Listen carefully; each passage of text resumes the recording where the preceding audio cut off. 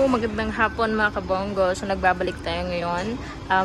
We have 2 units for release na siya. So ito, i-ship siya sa Cebu. I mean, i-deliver siya sa Cebu, and then ito is taga dito lang yung buyer natin sa malapit. So before we start pala mga kabonggo, please don't forget to like, subscribe, and hit the notification bell para lagi kang updated sa mga bago kong i-upload na video. And by the way, this is Monique Bongo Surplus TV, and huwag niyong kalimutan i-subscribe yung channel ko. So let's go. For our first unit, we have Kia Bongo 3 4x4 double cab. So this one is reserve unit. Then pina-customize ng ating buyer. Nakikita nyo, plain lang yung setup ni sir. Walang masyadong chrome. Yung pinaka-importante lang yung nilagyan nyo ng chrome. So ito yung rain visor sa first door tsaka second door. And then, the rest, wala na siyang chrome. Gusto niya yung malinis lang, very simple.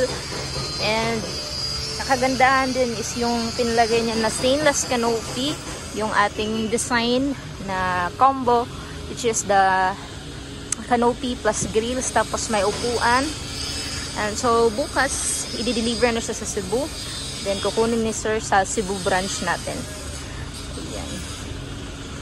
So, titingnan natin yung interior niya. So, ito po yung ating interior.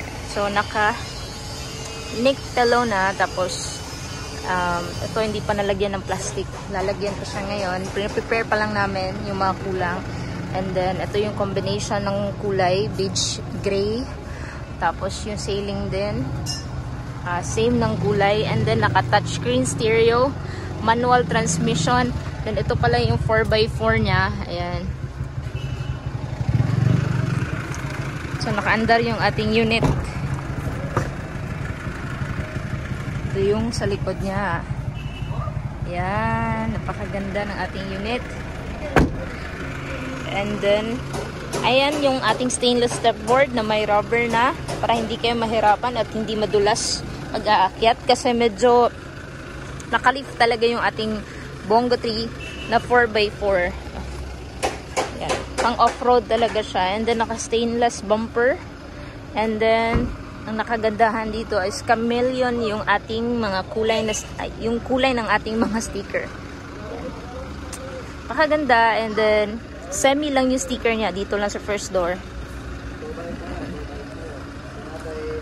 Our second unit is Hyundai Porter 2 double cab, and then 4x2 manual transmission and D4CB engine. Ito siya is Euro 4.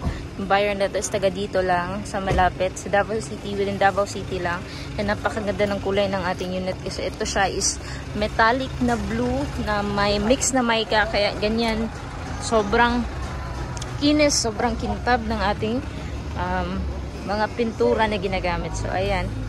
And then dito siya is naka-semi lang, hindi loaded yung ating sticker.